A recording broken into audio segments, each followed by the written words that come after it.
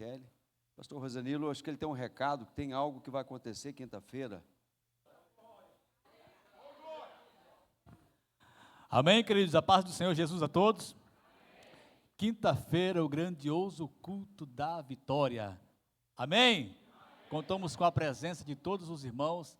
Aproveito também para dizer que segunda-feira é o nosso culto lá na chácara, que acontece a partir das 8 horas da noite. Contamos com a presença dos irmãos na segunda-feira e oração de madrugada. Amém?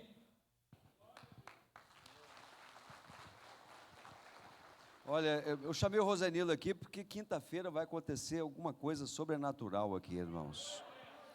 Eu acho que você não pode perder, porque Deus tem uma bênção para entregar. Eu não sei o que você tem pedido a Deus, mas quinta-feira tem acontecido coisas sobrenaturais, só para aquele que acredita no sobrenatural de Deus. Dá um glória a Deus aí. Amém? Irmã Kelly, por favor, missionária Vanderleia, né? Quero dar, vem aqui orar pela Kelly, por favor, missionária Kelly. Né? Então, vamos estar. Amém. É a mensageira desta noite. Sauda a todos com a paz do Senhor, amém? Amém. Levanta suas mãos para nós orarmos para a missionária. Pai, em nome de Jesus, eu quero apresentar nas tuas mãos, Senhor Jesus, a tua filha nesta noite. Senhor Jesus, que o Senhor venha usá-la, Pai, como o Senhor tem usado. Senhor, como instrumento do Senhor. Para que, Senhor Jesus, não aquilo que nós queremos ouvir, mas aquilo que nós estamos precisando. Então, Senhor Jesus, usa a tua filha nesta noite, Pai. E entrega dos céus tudo aquilo, Pai, que o Senhor já preparou para nós. Porque nós estamos com o coração aberto para receber e te adorar em nome de Jesus. Amém. Amém. Uma boa noite, cumprimento os irmãos com a paz do Senhor, amém? É um grande prazer estar aqui, os irmãos podem se sentar. É um grande prazer estar aqui, pastor Wagner, pastora Vanderleia, obrigado pelo convite, obrigado por nos receber também, obrigado pela confiança em ceder o seu púlpito para estarmos aqui, ministrando um pouco daquilo que Deus tem colocado aos nossos corações. Nós estamos, como já foi dito, há 10 anos em Tampa, na Flórida, e eu acredito que nesses 10 anos não estivemos em Tangará. Então, tem pelo menos mais de 10 anos que já estamos fora, em missão, e realmente é um prazer voltar a esta cidade, voltar a esta terra. Temos poucos rostos conhecidos, eu olhando daqui, mas a nossa família se alegra em estar aqui nesta casa, porque somos todos irmãos, e sabemos que essa igreja tem orado pela nossa família, tem orado por nós, essa igreja tem nos sustentado em missão, enquanto lá estamos aqui, joelhos se dobram e oram a nosso favor, e nós agradecemos. E só quero fazer uma pequena correção, porque foi dito que nós estamos com 2 missionários, mas são 3, que agora nós temos a pequena Sofia. Agora somos uma família de 3 missionários. De fato, por muitos anos foi uma família de 2 missionários. Para quem não sabe, há mais de 10 anos, orávamos, esperávamos e lutávamos pela promessa de termos a Sofia. A Sofia foi uma promessa que Deus nos fez, mas enfrentamos muitas batalhas, até que pudéssemos tê-la conosco, mas o nosso Deus é fiel. Então, agora somos uma família de 3 missionários, servindo e adorando ao Rei dos Reis e Senhor dos Senhores. Também é um grande privilégio e muito bom estar aqui nessa data festiva, né? A pastora Vanderleia até falou comigo antes de vir, falou, eu não esqueço o aniversário do seu pai, porque é um dia depois do aniversário do pastor Wagner. Eu falei, ótimo, então já temos um final de semana cheio de comemorações, e é muito bom estar aqui celebrando também o aniversário do nosso pastor-presidente, o pastor Edivaldo, que eu tenho o privilégio de chamar de pai.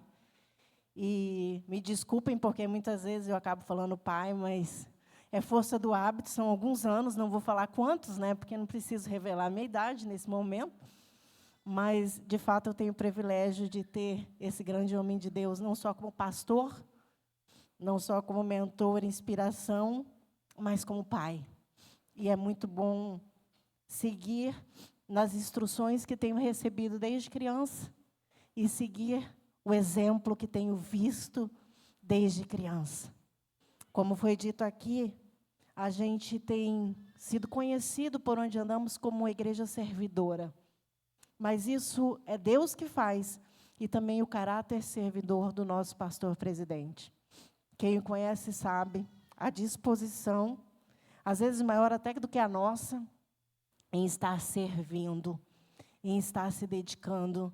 Ele, juntamente com a minha mãe, de fato, tem entregado uma vida inteira de serviço ao Senhor dos Senhores, ao Rei dos Reis. E é por isso que estamos aqui. E hoje, pensando no que falar, e confesso que quando vir para Tangará, vim achando que a minha função era só ficar com a pequena Sofia, que agora já adormeceu ali, a soldada foi abatida, que ela pulou muito na água hoje, foi a que mais se divertiu, todos nós se divertimos, mas sem sombra de dúvida, quem mais se divertiu foi a pequena Sofia, lá no Salto das Nuvens, como meu esposo já falou, um lugar lindo. Mas, aproveitando o gancho, né, de estarmos celebrando o aniversário do nosso pastor, o Senhor colocou no meu coração compartilhar algo com vocês que Ele já tem nos ensinado. E acredito que não vai ser novo, pastor Wagner, o que vocês vão ouvir, mas acredito que é o que Deus quer nos falar ou nos relembrar nessa noite, e nessa noite festiva. Sabe, queridos, nós vivemos tempos muito diferentes. Eu falo que a gente acorda, às vezes, com cenários completamente transformados. Transformações políticas, econômicas, sociais. Ao mesmo tempo em que a gente vive uma era de alta tecnologia, de medicina super avançada, de descobertas e mais descobertas quase que diárias, a gente também vive tempos de muita instabilidade, tempos de muitas dúvidas, tempos da gente não saber exatamente como que vai ser daqui a um momento. A gente dorme com um cenário e muitas vezes acorda num cenário totalmente diferente. Isso não é só aqui no Brasil, ou de repente aqui em Tangará, ou de repente na sua família que você pensa. Isso é uma coisa que a gente tem visto no mundo, como as coisas têm mudado numa rapidez que não tínhamos. Talvez até pelo próprio avanço tecnológico isso tem feito, mas a gente tem sido cada vez mais colocado à nossa frente, ou digamos, aos nossos olhos, que nós não podemos controlar algumas situações. Que há situações do nosso dia a dia, que há momentos que, de fato, nos fogem controle, que a gente não tem nem como prever, que a gente não tem como controlar, que muitas vezes a gente dorme achando que é uma coisa e quando acordamos, temos notícias totalmente diferenciadas que, às vezes, nos atingem de prontidão. E aí, nós vemos... Eu gosto muito de um texto que está na carta aos Hebreus, capítulo 12. Eu vou ler na NVI. O pessoal que vai colocar no telão, se puder colocar nessa versão, por favor. Em Hebreus, capítulo 12, no versículo 1 ao 3, nós encontramos o escritor dos Hebreus nos falando assim: portanto, também nós, uma vez que estamos rodeados por tão grandes nuvens de testemunhas, livremo-nos de tudo que nos atrapalha e do pecado que nos envolve e corramos com perseverança a corrida proposta para nós. Tendo os olhos fitos em Jesus, autor e consumador da nossa fé. Ele, pela alegria que lhe fora proposto, suportou a cruz, ao desprezar a vergonha, e assentou-se à direita do trono de Deus. Pensem bem naquele que suportou tal oposição dos pecadores contra si mesmo, para que vocês não se cansem nem desanimem. Eu gosto muito desse texto, e principalmente da recomendação que nos dá, quando fala no versículo 2, fitem os seus olhos em Jesus, o autor e consumador da nossa fé. E sabe, queridos, hoje, como eu falei, no momento em que vivemos, no que de fato temos mantido os nossos olhos? Onde temos colocado a nossa atenção? Onde temos de fato colocado, fixado aquilo que vai nos direcionar? Você sabe, é muito fácil hoje sermos distraídos. Aliás, nós temos aqui, acredito que todos têm em mãos, ou no bolso, ou na bolsa, esse aparelho que facilmente pode fazer com que o seu olhar se desvie do autor e consumador da nossa fé. Notícias, postagens em redes sociais, comentários, publicações, o que tem nos roubado a atenção? Porque quando a gente desvia os nossos olhos do autor e consumador da nossa fé, na verdade nós estamos desviando os nossos olhos daquilo que nos traz esperança, daquilo que é o garantidor das promessas de Deus para as nossas vidas, daquilo que vai nos fazer prosseguir. E a pergunta que eu quero te fazer, e faço para mim mesma nessa noite, é: você de fato está fixando seus olhos nele, no autor e consumador da sua fé, da nossa fé? Ou temos perdido o foco? Ou temos sido distraídos com notícias, com filosofias, com posições? Tem uma história na Bíblia que eu gosto muito, e que vocês também, acredito que vocês já conheçam. E essa história é a história do rei Josafá. Você vai encontrar essa história em 2 Crônicas, a partir do capítulo 17. Nós não temos tempo de ler tudo, mas eu vou te dar um contexto.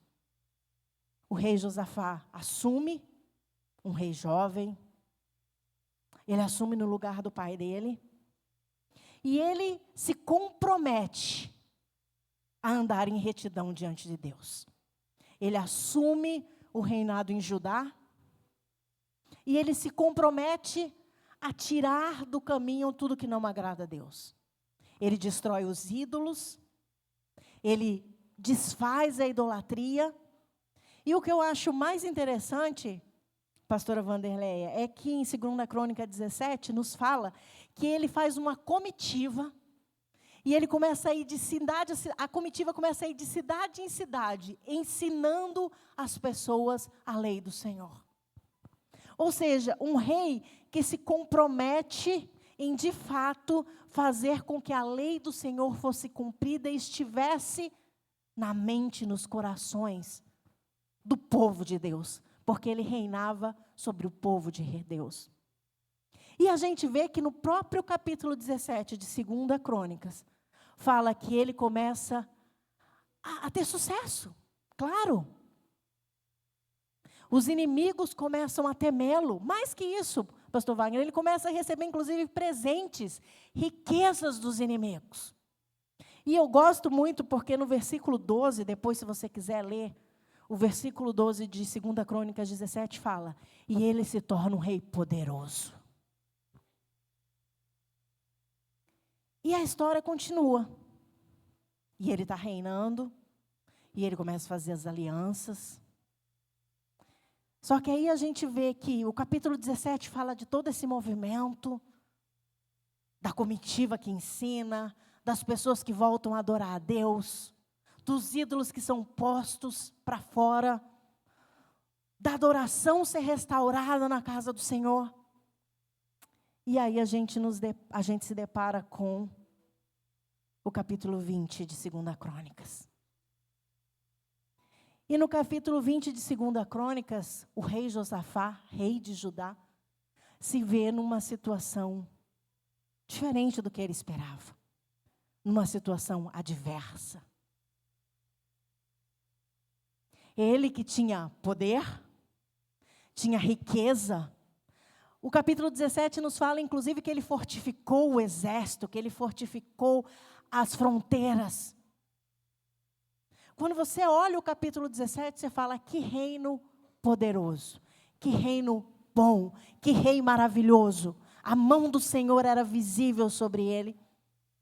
Mas aí o capítulo 20 vem, e ele se vê numa situação adversa. Ele se vê numa situação onde os inimigos não só vêm contra ele, os inimigos se juntam contra ele. E a Bíblia nos fala que os moabitas, os amonitas e alguns dos neonitas fazem uma junção de forças para vir num exército gigante para atacar Judá. E aí nós temos em 2 Crônicas, 2 Crônicas 20, nós temos a oração desse rei. Quando esse rei recebe essa notícia, quando chegam a ele e falam, olha, vem coisa grande por aí, vem coisa pesada por aí, os inimigos se juntaram e estão vindo contra nós. Ele faz uma oração muito bonita, se você depois tiver tempo, você leia também, 2 Crônicas 20, a gente vai ter a oração dele a partir do versículo 6, que ele fala uma oração no templo diante de todo o povo, mas eu quero destacar um versículo nessa oração. Que ele fala, o versículo de número 12, que ele fala, ó nosso Deus, não irás tu julgá-los? Pois nós não temos força para enfrentar esse exército imenso que vem nos atacar. Não sabemos o que fazer, mas os nossos olhos se voltam para ti. Eu amo isso. Porque, queridos, nós estamos, como eu falei, nós estamos falando de um rei que tinha um exército à disposição, que tinha um serviço de inteligência, que tinham homens treinados para o combate. Mas, de repente, quando chega uma notícia que parece difícil demais, ele entende, porque ele entendeu de fato, porque ele estava lá. E ele fala, olha, nós estamos numa situação, e que primeiro ele fala, eu tenho homens, eu tenho um exército, ele fala, pastor, esses homens estão armados, mas eu entendo que eu não tenho força. Eu não sou forte o bastante. Eu não tenho uma boa estratégia, eu não sei o que fazer nesse momento. Mas uma coisa eu sei, os meus olhos estão fixos em ti, Senhor. Queridos, e é isso que nós precisamos aplicar para as nossas vidas. É isso que nós precisamos aplicar para as nossas decisões diárias.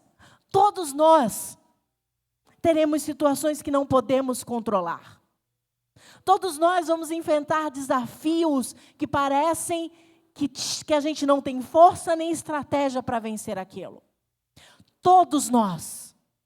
Eu não sei qual que é o seu. O seu pode ser uma doença, o seu pode ser um problema familiar, o seu pode ser um problema financeiro, o seu pode ser, enfim, eu não sei qual é a questão que está à sua frente, que parece muito maior que você, e que de fato é aos olhos humanos. Todos nós vamos enfrentar momentos na vida que nós não sabemos o que fazer. E Jesus foi muito claro quando ele falava com seus discípulos, ele falou que isso aconteceria. Ele falou, deixa eu te contar, vocês vão passar dificuldade, vai ter tribulação. E aqui eu não estou querendo que você finja demência ao seu problema, que você finja que a situação não existe. Não, a gente sabe que há situações, que a gente enfrenta situações. E sabe, não é porque estamos em Deus, não é porque estamos seguindo o comando de Deus, não é porque estamos em retidão no Senhor, que não acontecerão adversidades. Como eu falei, essa história me chama a atenção porque é um rei que está sendo justo. Um rei que está trazendo o Senhor para o centro. O rei que está mais que isso, ensinando de cidade em cidade a lei do Senhor. Mas chega um momento que não tem trono, que não tem riqueza, que não tem poder, que faça com que ele tenha sucesso, a não ser olhar para o autor e consumador da nossa fé. E hoje a pergunta que o Senhor nos faz é: quando essa situação que tem vindo ao seu encontro, ao encontro da sua família, ao encontro da sua empresa, ao encontro dos seus negócios, ao encontro do seu trabalho, na vida dos seus filhos, ou do seu esposo, ou do seu marido, ou de um parente próximo, quando essa situação se deparou, o que você tem feito? E você sabe que essa história termina de uma forma linda, porque depois que o rei fala, que o rei se prostra, que o rei diz: Senhor, nós não temos o que fazer, a única certeza que temos é que continuaremos focados em Ti. O Senhor fala para eles: não, deixa eu te falar uma coisa, Josafá, relaxa. Estou aqui parafraseando, mas Deus faz: aquieta o teu coração, você não vai precisar pelejar. E aí, eu acho que vocês conhecem a história, mas talvez alguém não conheça, deixa eu contar. Depois leia com calma na sua casa. Mas a história termina, eles se aglomeram. E sabe o que eles fazem? Eles começam a cantar.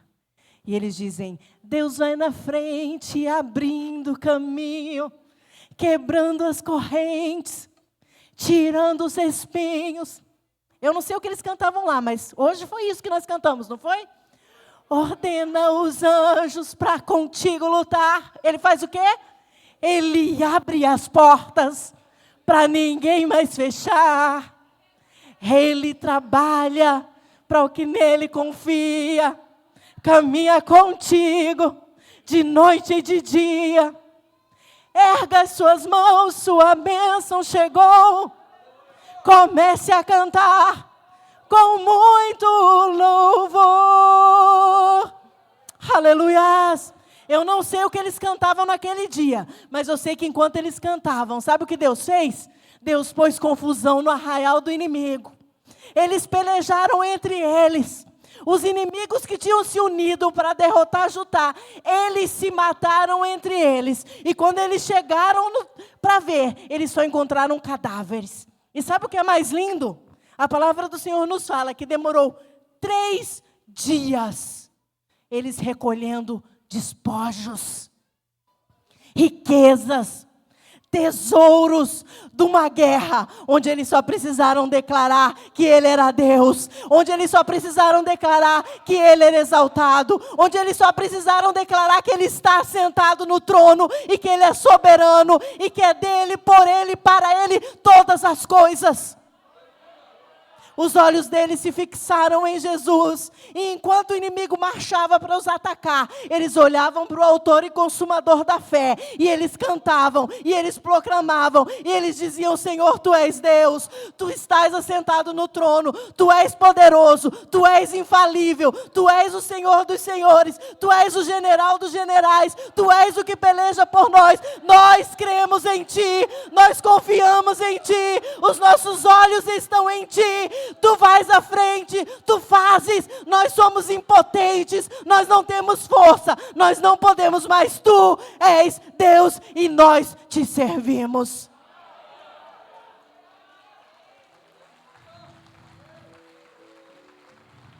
Eles não precisaram pelejar, eles não precisaram desembainhar uma espada, eles só precisaram fixar os olhos, reconhecer que eles serviam ao Deus Todo-Poderoso e adorá-lo.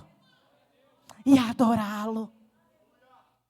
E é isso que Deus tem para a minha e para a tua vida, querido. Se há alguma situação que tem te roubado o sono, se há algum problema que tem te desafiado, eu não estou na sua casa, eu não conheço a sua família, Eu não conheço o seu emprego ou os seus negócios. Eu não sei o que tem tentado te roubar a atenção. Ou que talvez até tenha até hoje conseguido te distrair. O que está te consumindo. O que está te tirando do foco. Mas deixa eu te falar um negócio. Eu e você servimos a um Deus poderoso que não perde batalha. E se Ele prometeu, Ele é Deus para fazer. Se Ele falou, creia somente. Às vezes não entendemos o tempo. Às vezes não entendemos o modo de operação. Às vezes não entendemos o esperar. Como é difícil esperar, né, pastora Vanderlei? Nós falamos com conhecimento de causa. Por 10 anos esperamos pela Sofia. E por muitas vezes recebemos palavras contrárias, diagnósticos contrários. Mas cada vez que uma palavra contrária vinha, um diagnóstico contrário vinha, nós olhávamos para o autor e consumador da nossa fé e dizíamos, foi Ele quem disse que faria, foi Ele quem disse que aconteceria, e se Ele falou, Ele não é homem para que minta, nem filho do homem para que se arrependa, vai acontecer. No nosso caso, foram 10 anos de espera. Talvez você já tenha até mais que isso. Talvez você fale, Raquel, eu já tenho bem mais que 10. Eu já estou esperando há 15. Eu já estou esperando há 20. Eu já estou esperando há muito tempo. Eu já tenho orado há muito tempo. Eu já tenho clamado há muito tempo. Eu já tenho buscado há muito tempo. É muito mais que isso. E aí eu volto para o texto que lemos em Hebreus. Quando o escritor fala que o Senhor fez isso, que Jesus tomou a nossa cruz para que os nossos olhos pudessem estar fitos neles, para que não nos cansemos, nem nos desanimemos. Essa é uma noite que Deus te convida. Se distrações têm chegado à tua casa, se distrações têm chegado à tua vida, se você consegue reconhecer que, de fato, hoje não é mais, os teus olhos não estão mais fixos nele. Se hoje você tem se distraído com tudo que está à sua volta, hoje os braços dos pais estão abertos, estendidos para você. Os braços dos pais estão aqui dizendo, ei, olha para mim. Ei, foca em mim. Porque tu és meu filho e ele é um bom pai. Em todo tempo, Ele é um bom pai. E assim como aconteceu com Josafá, onde aquela nação, uma nação inteira não conseguiu explicar. Enquanto eles cantavam, enquanto eles reconheciam a grandeza e soberania do Deus a quem eles serviam, enquanto eles reconheciam o poder inefalível do Deus que tinha uma aliança com eles, a peleja era ganha, de forma nunca esperada. E para eles, o único trabalho que eles tiveram foi de coletar os despojos. Foi de acumular mais riqueza. Foi de trazer o que era bom. Deus é um bom pai. E ainda que não entendamos o porquê enfrentamos algumas situações, a palavra dele também nos garante que todas as coisas, ao final, cooperam para o bem daqueles que o amam e são chamados segundo o propósito dele. Essa noite, Deus tem falado comigo e contigo. Essa noite Deus quer trazer ao nosso coração, à nossa mente, às nossas emoções. Talvez você enfrente situações em que você está sendo consumido pelas suas emoções. Onde as suas emoções não têm lhe permitido ser quem você já um dia foi em Deus. Essa noite é a noite de libertação. É a noite de voltar para o foco. de voltar a olhar ao Senhor, e hoje o olhamos por fé. Mas como já foi dito aqui, está chegando perto o dia, está chegando o dia de que vamos olhá-lo face a face. O que hoje fazemos por fé, querido, está chegando o dia que vamos contemplá-lo face a face, que estaremos com Ele por toda a eternidade, e que finalmente todas as dores, todo o pranto, todo o ranger de dente, todas as aflições cessarão, e estaremos com Ele eternamente, dizendo: Santo, Santo, Santo é o Deus que servimos. Mas enquanto esse dia não chega, o meu papel e o seu, como filhos de Deus, é lembrarmos que estamos nele, que na cruz nos aliançamos novamente com Ele, e que quando estamos nele, podemos de fato, não só de boca, não só no movimento de domingo à noite, não só nesse período em que lindamente o Ministério de Louvor aqui executa um louvor, não. Você vai poder amanhecer amanhã, lá na sua casa onde o problema está, ou lá no seu serviço onde o problema está, no consultório médico onde a situação está, aonde quer que a situação esteja, você vai amanhecer amanhã, na sua segunda-feira, declarando: Deus vai na frente, abrindo o caminho, quebrando as correntes, tirando os espinhos. Ele vai, ordena os anjos para contigo lutar. Na segunda-feira, Ele abre portas para ninguém mais fechar. Ele trabalha para o que nele confia. Caminha contigo de noite ou de dia. Então erga as suas mãos. Sua bênção chegou.